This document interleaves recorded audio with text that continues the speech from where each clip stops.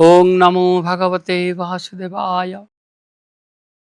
श्रीमद्भागवत महापुराणम प्रथम स्कंद ऊनविंश अध्याय। शुकंक आगमन। सुत उवाच से महीपति परीक्षित चिंतानिमग्न दुःखचित एकान्ते वसी विचारयि निंदित कर्म कलिमुहि निर्दोष ब्राह्मणर गळे सर्पमुदेली धनुहुळे ए पाप विनाशन हेतु बेगे विधाता मोते चिंतु ए कर्म पुण मुझे मनते केवे न कल्पई चित्ते ब्राह्मण क्रोधो दावानल ए मोरो राज्य धन बल आत्मार संगे दहु मोते ए कर्म न करे जे मनते ए मनते विचारु विषादे वृत्तांत शुभे जन बादे उरग ब्राह्मणर गळे राजा जे देला धनु हुळे तार बाळक साप देला तक्षक दंशीव बोईला शपथ दिन शेष काळे राजांकु दंशीव से बळे एमंत जन मुखु शुणी मोने सानंद नृपमणि बोले ए मोते बेगे खाऊ ए मोरो कुळे ताप नोहू जे म्हणते इह परलोके मरणे न पडई दुःखे एमंत निश्चय विचारी राजसंपद परिहरी कृष्णर पाद पद्म जळे प्रवेश जाई गंगा कूळे विषय संग दूर करी अर्ण उदक परिहरी मुनिंक व्रते से निश्चळे मन निवेशी गंगा जळे से कथा शुणी मुनि जाने जे अबा थिले गिरिवरे निज निवास उपेक्षिले हस्तिना नगरे मिलिले जे अबा थिले जेउ देशे राजांकु देखिबार आसे संगते घेनी शिष्यगण अपरे अशेष ब्राह्मण देवर्षि राजर्षि महर्षि अपरे जेतेक ब्रह्मर्षि सकल ऋषि एक मेळे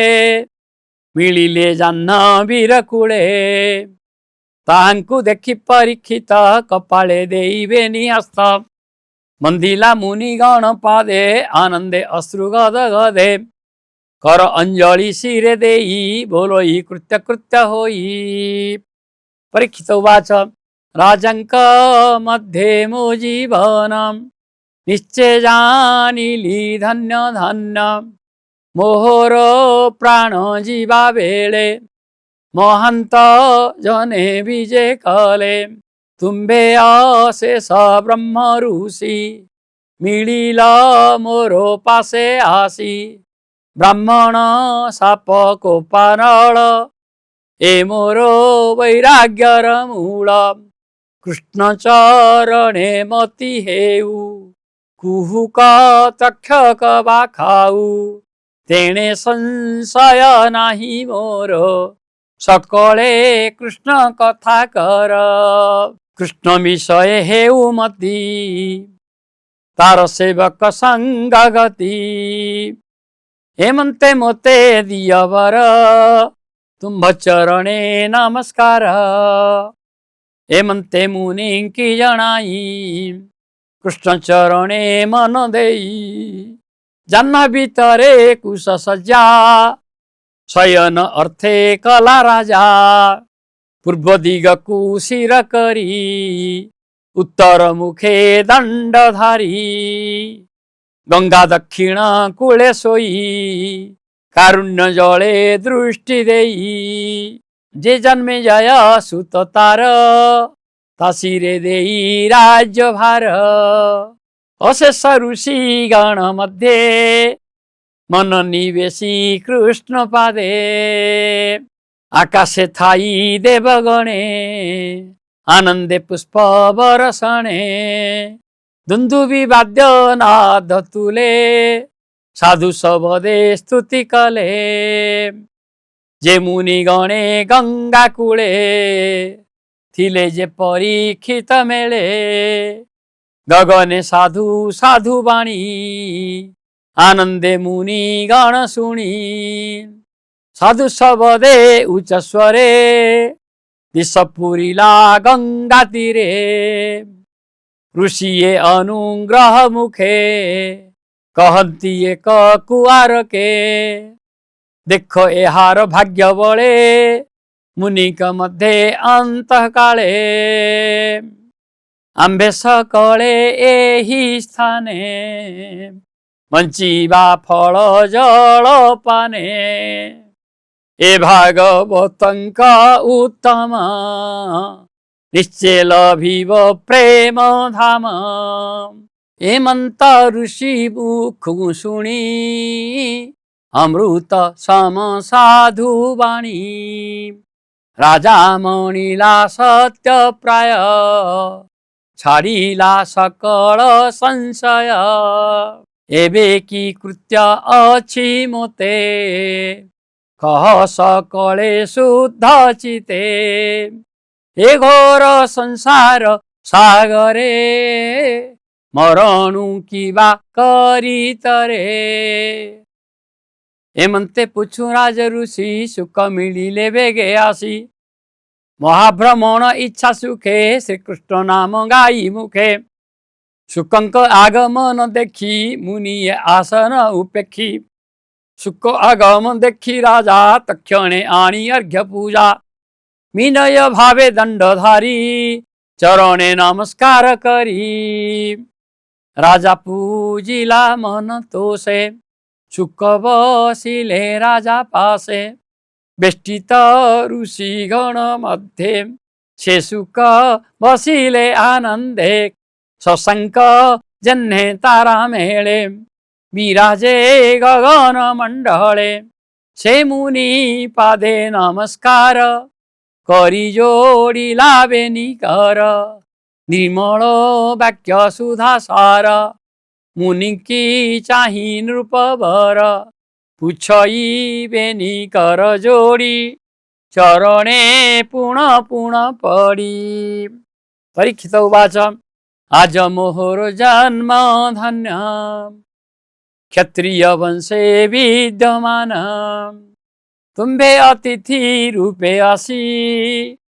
निर्मल चित्त ब्रह्म ऋषि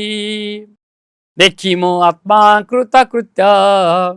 देह कुकली तीर्थभूत आज जीवन मोर धन्य देखिली तुम्भर बदन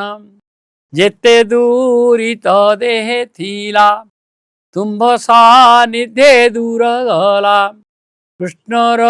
दया जेणु होई तुम्भ दर्शने योग्य मुहि मरण काले तुम्भ संग तरिली ए भवतरंग जोगिंका मध्ये तुम्भे गुरु जन्ने अचल महामेरु देख मो जीव जीवा काले किबा साधिबी मही तले किबा शुणिबी कर्ण पथे स्मरण कि करिबी चित्ते किबा बदने उच्चारण भजिबी काहार चरण तुम्भे जे प्राणिंकर द्वारे दंडेन रह मन स्थिरे गोदोह मात्रे तुम भगती एणु मोहर मने भ्रांति कहन्ति सुत शुद्ध मने सुण सकल मुनिजने सुत उवाच हेमंत परीक्षित वाणी आनंदे सुख मुनि शुणी हरसे मुद्रित लोचन चित्ते चिंतिले भगवान से मुनि चरण कमले सुजने चिंत ध्यान बळे सुजने चिंत ध्यान बळे से मुनि चरण कमळे प्रथम स्कंधे भागवत वर्णई दास जगन्नाथ वर्णई दास जगन्नाथ प्रथम स्कंधे भागवत। इति श्रीमद्भागवते महापुराणे परमहंसहितायं वैयासिक्यं प्रथम स्कंधे शुकगमनं नाम ऊनविंशोऽध्यायः। ओम श्री कृष्णार्पणमस्तु। शुभं भवतु शुभानि भवतु।